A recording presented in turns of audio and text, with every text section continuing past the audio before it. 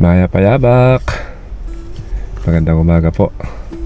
Yan, welcome back sa ating channel. Ngayon ay Huwebes,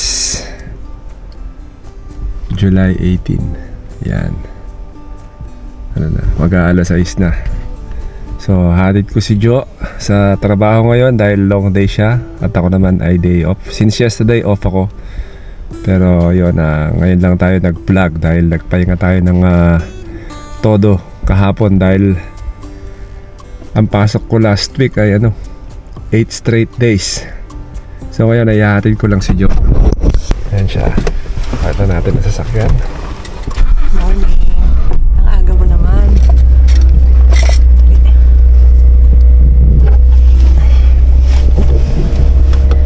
Medyo maraming baon ngayon kasi long day ako. Habang off si Michael Don, Extra. sulitin ng extra. Para may may pandagdag sa pang-holiday. Yan. Ang tahimik ko. Tahimik Wala ng pang umaga, ganyan pang wala pang mag-aalas 6 pa lang eh. Ngayon ay maganda ang panahon na naman. Since yesterday until tomorrow, sana laging ganito. Mainit, maaraw. Tapos sa gabi, comfortable naman matulog. Hindi gaya nung mga, kailan yun? Last month yun na parang Sobrang init. tostado ng... Ngayon 15 degrees ngayon. Oo, pero mamaya Mga 23, 24. oo. Pag maganda ang weather, anong gagawin? Maglalabas siya. Yan ang mga banat namin Buhay dito UK. Mga buhay UK po ganito.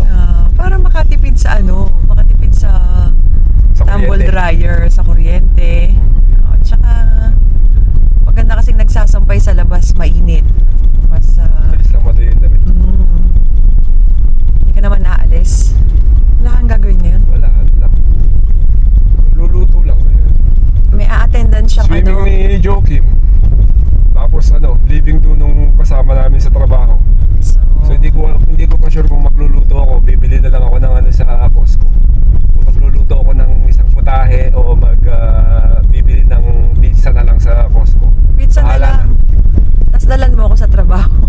Kuhanan mo ako ng isang slice. Bahala na mamaya.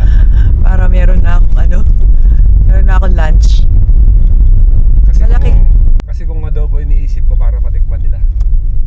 Kaso naman kadala ka pa ng rice. Oo, yun lang. Yun lang, wag na. Ko na lang, magdala ka na lang pizza for everybody. Mas marami tayong gagawin ngayon eh. Oo. So, ganito kami pagka si Jo, early. Yan, inahatid ko siya. Lalo na kapag winter na kasi madilim. Ngayon nga maliwanag pa eh. Nagpapahatid pa. Nagpapahatid pa. Lambing lang. Siyempre, yun na lang naman ang konsuelo ni Jo sa akin eh, di ba? Hindi, para at least mabilis Tsaka, akong makarating na. Ano pa't pagka nga nanliligaw ka sa nililigawan mo, ganyan, di ba? Hatid sundo? Eh, siyempre, susuyuin mo yung Akala ko, mo. laging hatid sundo. Hindi naman lagi, no? Pagka pwede lang yan. Ang sundology. Pagka available. Subject, ang bilis ng sasakyan. Yeah. Ayan. Siya. Pakita mo yung trabaho mo. Yung trabaho natin, yung workplace natin. Diyan ako dadaan sa may basurahan. Yeah. Ayan siya. Bye! Sige. Ang bilis lang, oh. Maaga pa. Sakto, alas 6. Late ka na. Hindi sakto. Ako pang magbubukas niyan. Bye-bye. Sige, bye-bye. Have a good day. Thank you. Bye, love you, bye. Ako naman ay uuwi na. Babalik ako sa tulog. Kasi alas 6 pa lang. Tulog pa yung mga bata kaya babalik muna tayo sa tulog. Yun, magiging pala ngayon. Maganda yung weather ngayon so maglalaba muna ako. Magsasalang ako ng lalabhan bago ko hihiga ulit. Isayang ninyo isang oras. Ang agang nagising ni Joakim. 7:15 pa lang Naka-alarm sila ng 7:30 pero maaga siya nagising. Kasi nating nalalaman. Location is quite hilly. You don't want anywhere. Yan.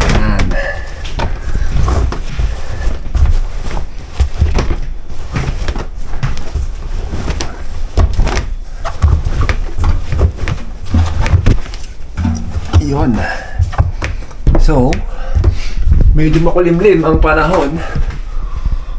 Pero hindi naman uulan ngayon. Pero iniisipin ko muna kung tayo ay magsasampay sa likod o tatambol dry na lang tayo. Yan. Ready na natin to. Standby ko muna to dito. Ganyan na natin ang decision niyan. So ang almusal nila yan, boiled egg. Tapos papalaman natin yan sa tinapay. Yan lang ang gusto nila. Tapos ang baon nila yan, magluluto lang ako ng chicken nuggets. Gagawin natin to sa sa wrap. Yan ang babaonin nila ngayon. Yan.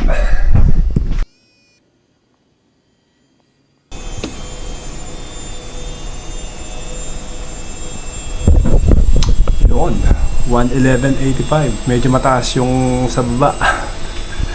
Kailangan nating mag-ingat ng konti. Yan, mahirap na, no? Kasi si dating Commissioner Chino Trinidad, yan, na heart attack ang bata niya. So yung atake sa puso talaga, traidor. Pero kung nag-iingat tayo, syempre kung nagmo-monitor tayo kahit papaano, na nalalaman natin kung ano yung sitwasyon natin. Tsaka syempre sa way of eating din natin yan. Kung kain tayo ng matataba, tapos mga, alam nyo na, sa edad natin, ako nga, matakaw ako eh. Sobrang takaw ako pagka kumakain ako, pagka sa trabaho, wala, hindi ko nararamdaman yung gutom kasi busy. So sa umaga kakain lang ako ng konti lang, siguro cereals, ganyan lang. Pag minsan tinapay lang, tapos kape. Pagdating sa trabaho, magti-tea break kami ng mga 10:30 to 11, mga ganon.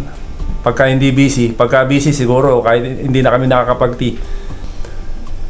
Pagdating ng lunch, mga 12:30 to 1:30 na yon, mga simpleng lunch lang. Mostly yung lunch ko yung sa hospital, bumibili. O kaya minsan nagbabaon ako. So ang pag-uwi ko naman, ang lakas ko kumain, yan. Sunod-sunod yung kain ko pagka nasa bahay na. Merienda, may hapunan pa. Basta, siguro dahil yung sa trabaho ko, medyo lakad ako ng lakad, kaya yun, kahit papano na-exercise. Although hindi naman regular yung exercise ko, at least kahit papano na monitor natin yung yung blood pressure. Yan. Tsaka dapat syempre may regular check-up din tayo. Dito nga hindi eh. Makakapagpa-blood test ka lang kung kung gusto mo pwede private, pero yung halimbawa yung gusto mo lang, hindi pwede. Kailangan na magpa-GP ka. Kung okay naman yung mga vital signs mo, hindi ka nila kukunan ng dugo. So pwede ka mag-request private. 'Yon. Hindi ka guys sa Pilipinas, kung gusto mong kuha ng dugo, kung magpa-check ng dugo, kaagad-agad pwede, di ba? Kahit na anong oras, basta magbabayad ka lang. Pwede na naman dito, magbabayad ka private. 'Yon. Speaking of Commissioner Chino, 'yon, nung nasa PBL ako, isang taon lang ako sa PBL eh. Sa Montana. Siya yung commissioner nun. Yun, mabait na tao. Galing ako sa PSPA, syempre hindi naman kagaya ng UAAP or NCAA yung liga namin, hindi ganun ka-glamorous, pero yung treatment niya sa mga player sa PBL nun, pare-pareho lang. Syempre may mga star player kami, normal lang yun. Iba pag star player ka, syempre sikat ka, ikaw yung face ng liga.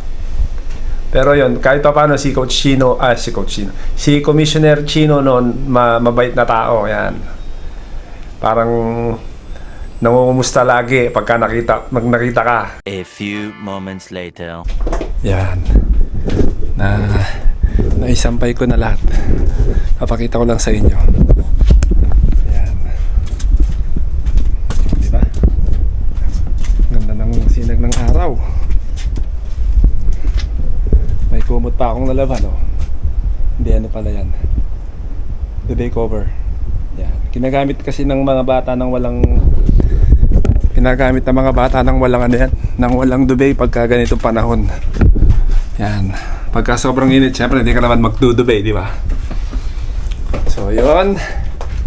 Nasa bahay lang ako pero hindi nauubusan ng ginagawa. Lock natin to. Baka mahirap na, may pumasok. So, yun.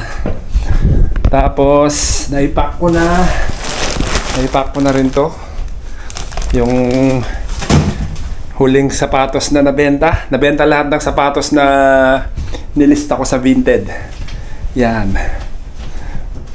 Oo nga pala. Papakita ko sa inyo kung magkano lahat nabenta ko. Yan. Ayan, oh. Balance natin 141. Na marami na akong binili eh. Bumibili rin ako. Yan. Di ba? Yan pa yung balance na pending natin, 25. Tumabot ng 230 plus yung sales ko in 2 weeks time. Simula nung nag-post ako sa Vinted. Yan, syempre hindi ka naman palaging maibebenta dahil nagdi-declutter lang naman tayo eh. Pero at least yung may langaw na nakapasok. Oh dear. Palabasin natin yan. Tapos meron kaming matagal lang gustong bilhin. Ito yung yung mga kaldero na ini-endorse ni Gordon Ramsay, yung Hexclad. So nag-order kami. Dumating na sila kahapon. So parang 180 ang binayaran ko. Actually ano yan eh, PayPal credit. So pay in 4 months. Parang buy one take one siya. Hindi ko pa siya i-unbox pero hindi ko pa siya ginagamit eh. Ayan yung isa. Ayan yung pangalawang box, oh. Dalawa sila. Ayan, oh. So i-unbox natin yan. Separate video natin yan. Bakit ako bumili nun? Kasi lagi kaming nagpapalit ng wok, ng frying pan. Siguro minsan wala pang 1 taon, pinalitan na namin, nagpapalit na kami dahil pagka lagi mong ginagamit, syempre, wear and tear, yung Teflon niya, pagka nagasgas na, sabi nila hindi daw safe na ang gamitin yon. Although alam naman natin sa atin, magmamaselan to, pero sa Pilipinas di naman ganyan, di ba? Yung mga kaldero sa Pilipinas talagang gamit na pero ginagamit pa rin. Pero syempre sa atin dito kami, kumbaga kaming dalawa mag-asawa, yun na lang yung namin. Parang yun yung konsuelo namin. Tsaka para may peace of mind ka rin kahit papano syempre. Di ba? A few moments later. Dito tayo sa barbershop. Wala yung yung barbero at bumili lang ng tubig. So papagupit ako. Kasi ilang araw na naman ang trabaho ko. Parang 8 days straight na naman kasi nag-request ako ng weekend off. So yan, pagupit na tayo habang may time. Yan, no? Dito ako sa Cemetery Junction. Yan. So ayaw pa ako kukuha nitong barbero, so hindi ko nakukunan to. Bahay na ulit tayo. Okay ba yung gupit ko? Yeah. Naglitawan na naman yung mga agimat ko. Para ayoko na itago yung mga natin yung mga agimat natin eh. Parang salt and pepper lang ang dating, di ba? Oh, yun. So, ang decision ko, hindi na ako magluluto kasi pag nagluto pa ako malamang maamoy pa ako dito. Siyempre, mapapagod ka. So, pupunta na lang ako sa Costco. bibili ng pizza.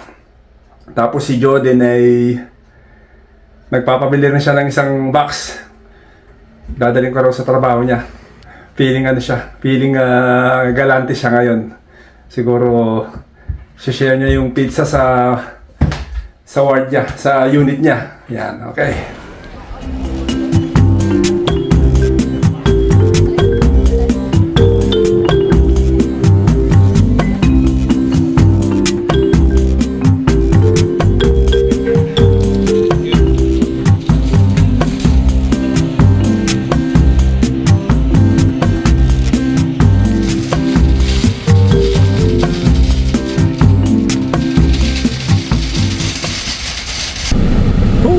Init. Pupunta na ako sa hospital. Pupunta na ako sa Living Do. Yan.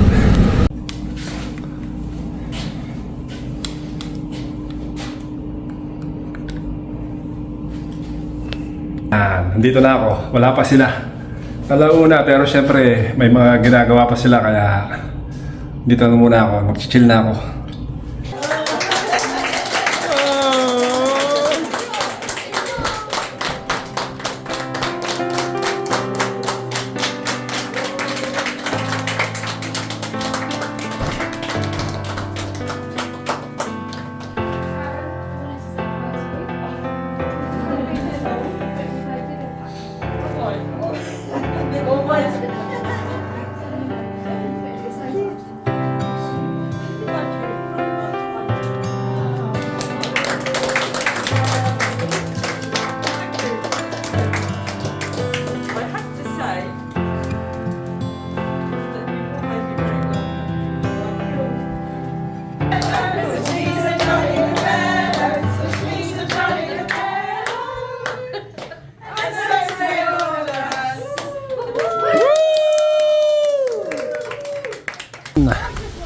Balik na ako sa sasakyan. Nagsasakyan ako kasi malayo yung malayo yung bahay, kung dala-dala ko yung dalawang box ng pizza kanina. So ayan, pabalik na ako sa bahay, pauwi na ako.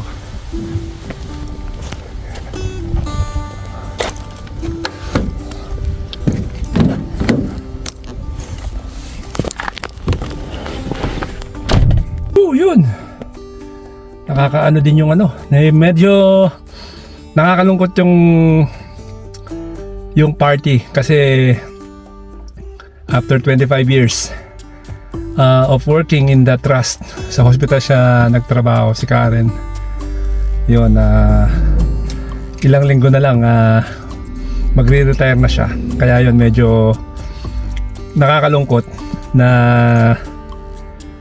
hindi ko alam kung paano i-explain, pero yun, siguro darating din tayo sa ganong point. Pero for now, enjoy muna natin yung yung ating pagiging medyo bata-bata pa. Yan. But anyway, hindi pa tapos ang araw ko. So, uuwi ako. Magpapahinga lang ng konti, tapos susunduin ko si Joakim. Swimming day niya ngayon, at pwede na namang manood dahil ito yung huling day ng swimming lesson nila. Tapos summer break na. Summer break, wala silang swimming lesson. Babalik na naman sa September. So yun, anyway, salamat po ulit sa panonood.